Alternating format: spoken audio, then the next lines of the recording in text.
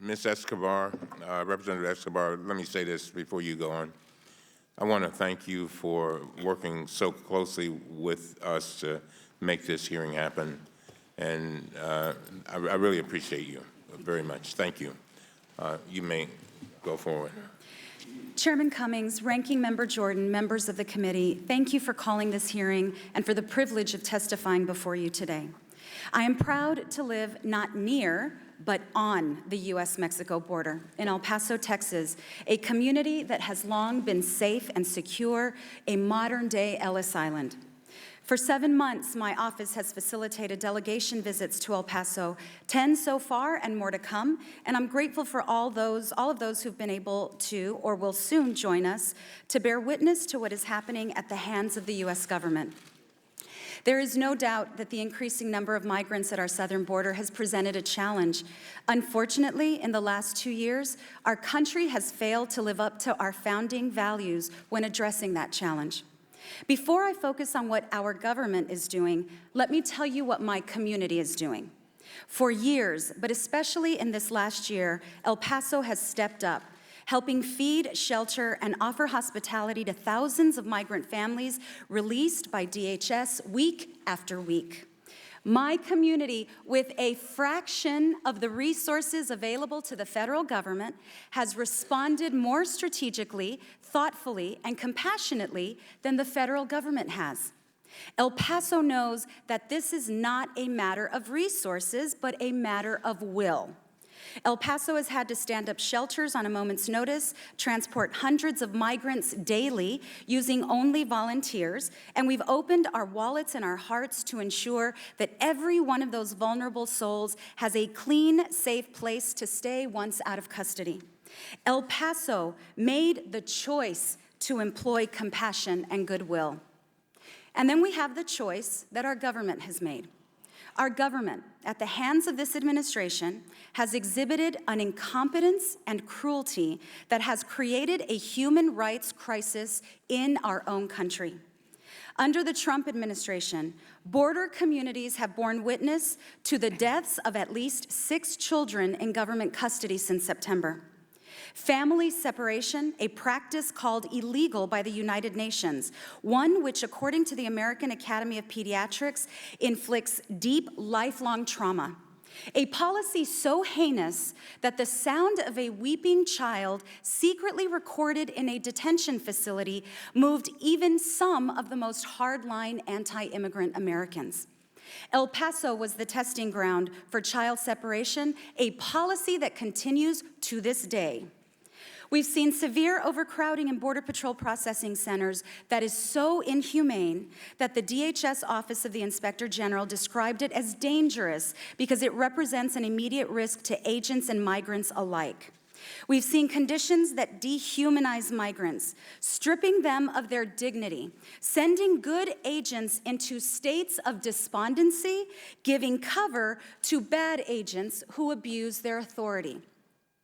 There is long-term detention in ICE facilities where in my district, a group of men requesting asylum who had been detained for nearly a year became so desperate they went on a hunger strike. They were force-fed and hydrated through tubes that were placed down their nose. Speaking through their pain and their bloodied tubes, they told me they would rather die in America than be sent back to India. We've seen migrant protection protocols. It's the administration's practice of sending legal asylum seekers into another country as they await their hearing, a violation of due process that puts vulnerable populations in danger. In one case, a woman had warned CBP about the danger she faced in Ciudad Juarez, was sent back to Mexico where she was kidnapped and brutally gang raped. My district is ground zero for these atrocities, and because my office inquires about these cases in line with my oversight responsibilities, I have become a target. These policies have created the humanitarian crisis and a moral one. I commend colleagues who've worked to address these issues, from Congresswoman Lofgren focusing on the root causes, to Congressman Raul Ruiz, who's focused on medical standards for migrants in CBP custody. I, too, have legislation that will be coming up shortly, H.R. 2203, the Homeland Security Improvement Act, which would increase accountability and transparency at DHS so that these conditions, these deaths, these abuses can be relegated to a dark moment in history. This is not about resources, and to prove it, one only needs to look at what El Paso, Texas has done without any. This is about having the will to treat people with dignity. We have the power to change this. Do we have the will? Thank you. Thank you very much, Mr. Ocasio-Cortez. Mr. Chair, I would like to be sworn in. I'm sorry? I would like to be sworn in. Oh, all right. We usually don't require a swearing in, but you want to be sworn in? Fine. Yes. All right. Okay. Do you stand up, please. Do you swear or affirm that the testimony you are about to give is the truth, the whole truth, and nothing but the truth, so help you God? I do. You may be seated. Let the record reflect that Ms. Ocasio-Cortez answered in the affirmative. You may proceed. Good morning, Chairman Cummings, Ranking Member Jordan, and distinguished members of this committee. When I was asked to testify today, I frankly didn't know where to begin after our visit to the border. Much has been made about the fact that we have said that this is a manufactured crisis. And in many ways, it is manufactured in that it is wholly unnecessary. It is unnecessary to separate children from their families. It is unnecessary to have a policy to detain innocent women and families that have harmed no person and are legally seeking asylum in the United States of America. It is unnecessary to have a policy that calls children unaccompanied when they arrive with older brothers, sisters, and grandparents, and treat them no differently than human traffickers. And in speaking of trafficking, it is completely unnecessary for this administration to choose to implement policies like metering and so-called Remain in Mexico policies that dump innocent people in dangerous territories that puts them right in the crosshairs of human traffickers, ripe for picking. This is a manufactured crisis because the cruelty is manufactured. This is a manufactured crisis because there is no need for us to do this. There's no need for us to overcrowd and to detain and under-resource. There is no need for us to arrest innocent people and treat them no differently than criminals when they are pursuing their basic human rights. Much has been made about CBP agents in this hearing as well, and this is not their fault. And in some respects, in many respects, I agree, because it is a policy of dehumanization implemented by this executive administration, laid at the feet of Stephen Miller, that creates a tinderbox of violence and dehumanization where hurt people hurt people. I would like to seek unanimous consent to submit the records of the names of 17 women I met during my trip to the border. I think one of the reasons, and what has been spoken of, is that there's two different universes, and it feels like we're speaking in two different worlds. And one of the reasons for that, I believe, is because when we took our tour of the border, one of the first things that we were told was that we were not allowed to speak to the migrants, that we were not allowed to have contact with them, that we shouldn't. And this was given for reasons of, quote, their safety or reasons for the expediency of the tour. And after we entered and after we were asked to surrender our cell phones at the beginning of the tour, we went in, and one of the CBP officers, after that morning, it being revealed by ProPublica, which I would also seek unanimous consent to submit to the record. While it was revealed by ProPublica, a secret Facebook group where CBP members were planning to harm or encouraging harm of myself and Congresswoman Escobar, as well as mocking the deaths of migrant children. Into that environment, we walked into this facility. We were asked to surrender our phones and be guarded by the people without a guarantee that no one there was in that Facebook group. We went in and one of the officers attempted to sneak a photograph of myself and other congressional members. And at that point, we asked to enter one of the cells. We were allowed to speak to the women, and these are the women that we spoke to. It's their handwriting. And while we are being asked to speak only to officers, we are not getting the accounts of migrants, of their treatment, of what they are experiencing. And so when these women tell me that they were put into a cell and that their sink was not working, and we tested the sink ourselves and the sink was not working, and they were told to drink out of a toilet bowl, I believed them. I believed these women. I believed the canker sores that I saw in their mouths because they were only allowed to be fed unnutritious food. I believed them when they said they were sleeping on concrete floors for 2 months. I believed them. And what was worse about this, Mr. Chairman, was the fact that there were American flags hanging all over these facilities, that children were being separated from their parents in front of an American flag, that women were being called these names under an American flag. We cannot allow for this.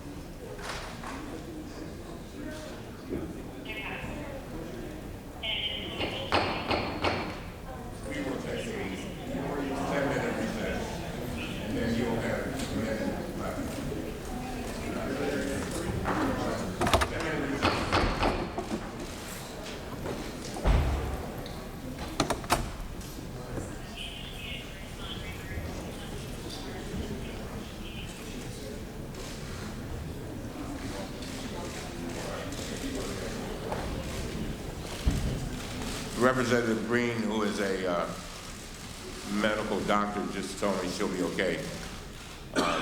Thank you, Representative Green. I really appreciate it. It's good to have a doctor in the house. Amen.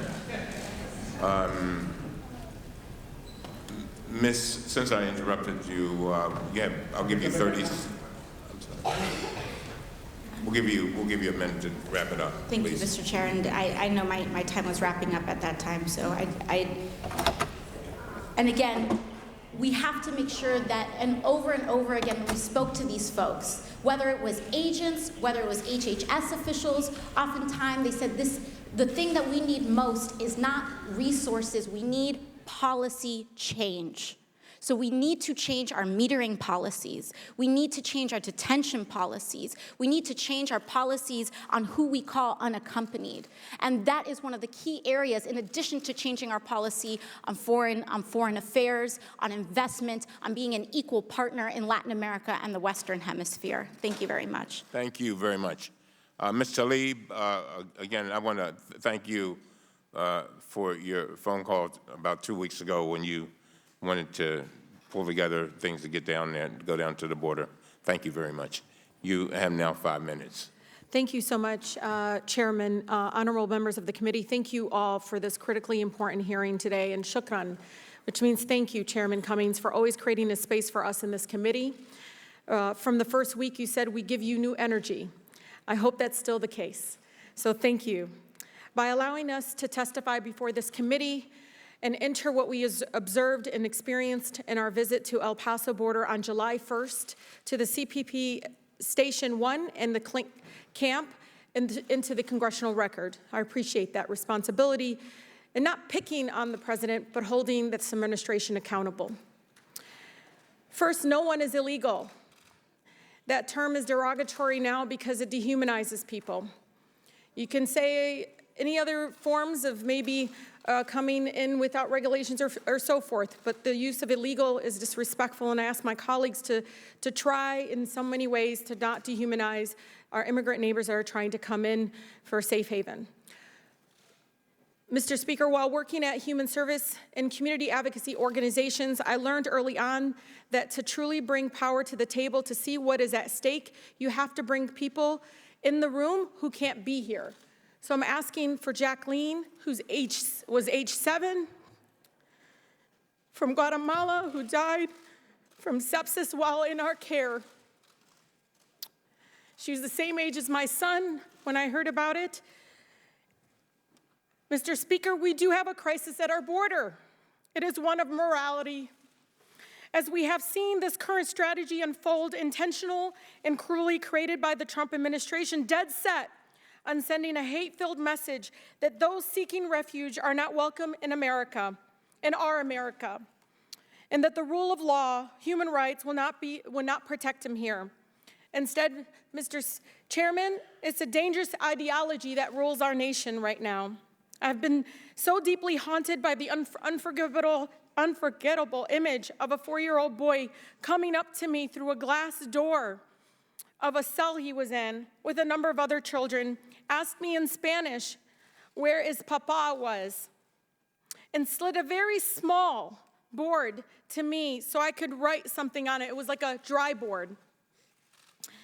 I'm not sure what he needed before an agent asked me to stop engaging him. Chairman, again, bringing those who can't be here into this room, I asked my colleagues to see a drawing from one of the children in the cages, in the cells, up there, and I want you to not look away. I ask you and beg you not to look away. But the suffering in these illegal and immoral camps isn't just limited to those children. Something I learned, Mr. Chairman, is that I was able to travel to Clint, Texas, and meet face-to-face mothers, fathers, grandparents who are suffering, ripped away from their families, not knowing if they ever see their children and loved ones again. I won't forget the father from Brazil who held on to his son with tears in his eyes as he told me in English he just wants his son to be an American boy. He said he was with his wife, his 8-year-old daughter, and teenage boy in a tent-like space outside of Station 1. He said he's been there for 4 days. I won't forget Daisy, the grandmother who had a red ribbon on her wrist with the name of the medication she needs, who said she had been in detention for 40 days. And she hadn't seen her grandson, who was mentally impaired, since being separated from him when they arrived. I wonder every day where she is now and whether or not she's hungry. The fear in their eyes won't be forgotten, Mr. Speaker, but the suffering in these illegal camps cannot be forgotten. Imagine traveling thousands of miles in grueling and dangerous conditions because you have no other option only to be separated from your family, from your children, thrown into overcrowded cages, denied a shower, toothbrush, and yes, Mr. Chairman, drink water out of the toilet if you're thirsty. Now imagine doing that while pregnant. In Clint, I met Betty's, a woman pregnant with her first child. She smiled at me, and I instantly connected with her. She had a pink hoodie on, and I instantly just went towards her, even though they told us not to talk to anybody, Mr. Chairman. I couldn't not go to somebody that's smiling at me. And I said, hello, and she said hello in English. And I love that she felt confident to speak to me in the broken English. And she said, she found out, I said, how long have you been here? She said 27 days. And she said, I'm with a child. And she glowed. She was so happy because she had not known she was pregnant until she came here. But by showing up, Mr. Chairman, she is free now. The following day, she is free now, and we are following the asylum process, and she is now home. I spoke to her last week. She's so happy. She said, you will be part of my family forever. Mr. Chairman, it needs to be noted into record. I spoke to CPB agents, even though they told us not to speak to them too. Remember that? And I said, what do you think we need to do because you guys are overwhelmed? They said, one of them, stop sending money, it's not working. Another one said, I wasn't trained for this. I am not a social worker. I am not a medical care worker. He actually said, I want to be at the border. That's what I was trained to be at. The last one, Mr. Chairman, the separation policy isn't working, he said. He knew about the separation policy that he was enacting. CPP morale is one of the lowest among law enforcement agencies, Mr. Chairman. Since between 2017 and 2018, we had a high of 100 agents committing suicide. That needs to be put in record. The dehumanization is not only with those families, but it's also with the agents that we've had told to do this to these families. Thank you, Mr. Speaker. Thank you. Thank you very much. Thank you very much. Ms. Presley. Chairman Cummings, Ranking Member Jordan, and colleagues of the committee, thank you for the opportunity to testify here today. I believe that it is both our opportunity and obligation as members of Congress to shed light on injustice and to lift the voices of the unheard. Make clear that I don't say the voiceless. Every person has a voice, but our institutions do not always listen.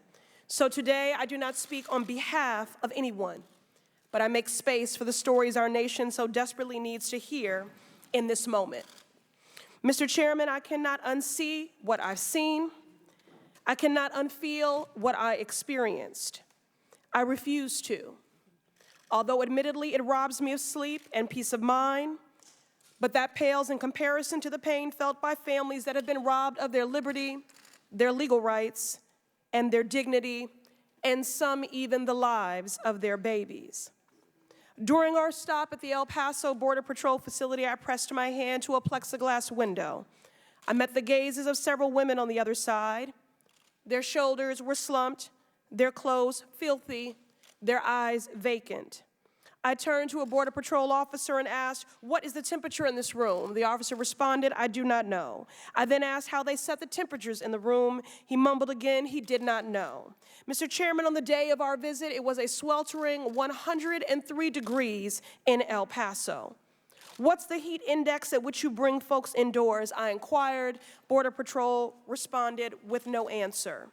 The most basic of questions about the care and welfare of those held in the custody of our government were either dismissed or met with a non-answer, affirming what we know. This agency was never built, never designed, never trained for the care and keeping of families. These families need trauma supports, caseworkers, clean water, adequate and nutritious food. Instead, they have received a level of degradation we should be ashamed is occurring on American soil. Once we realized we were not going to get the answers we needed from CBP officers, my colleagues and I pushed our way through a doorway to speak directly with a group of approximately 10 to 15 women who were detained in a small room. These women held thin blankets. They sat on the cold concrete. They had tears in their eyes, and as we walked in, relief and release as they collapsed at a sign of compassion. My colleagues, Representatives Kennedy and Ocasio-Cortez, translated the women's stories as quickly as they could. I held the hand of a woman who heaved sobs as she explained her deep fear that at any moment she could fall to the floor in a seizure. She's an epileptic, and the medicine she relies on had been confiscated. And in fact, she feared that by telling that truth, she would experience retaliation after we left, and her medication would continue to be withheld. I spoke to another woman who wept in my arms, crying for her baby. She didn't care to know my name. She didn't care to know who we were. She simply craved compassion. She wanted to be treated like a human being. She asked me if she deserved to be treated like this, if they deserved to be treated like dogs. Each had survived a treacherous journey, overcoming tremendous obstacles. And while I'm not fluent in Spanish, Mr. Chairman, I want you to understand that there was no barrier to understanding in that room. We speak the universal language of pain, of a mother's love, of justice. These women are not voiceless, Mr. Chairman, but they are cruelly and criminally unheard. Not today. Today, Congress has an opportunity to listen and to act. After everything these women have endured, fleeing violence, deep poverty, sexual violence, domestic abuse, they arrive at the crest of this nation only to be torn apart from their babies and thrown in cages for seeking asylum, a legal right, a human right. And in spite of all of that, they believe so fiercely in the promise of this nation. Mr. Chairman, on that concrete floor sat women with a deep and abiding love for a nation that had known only as a captor.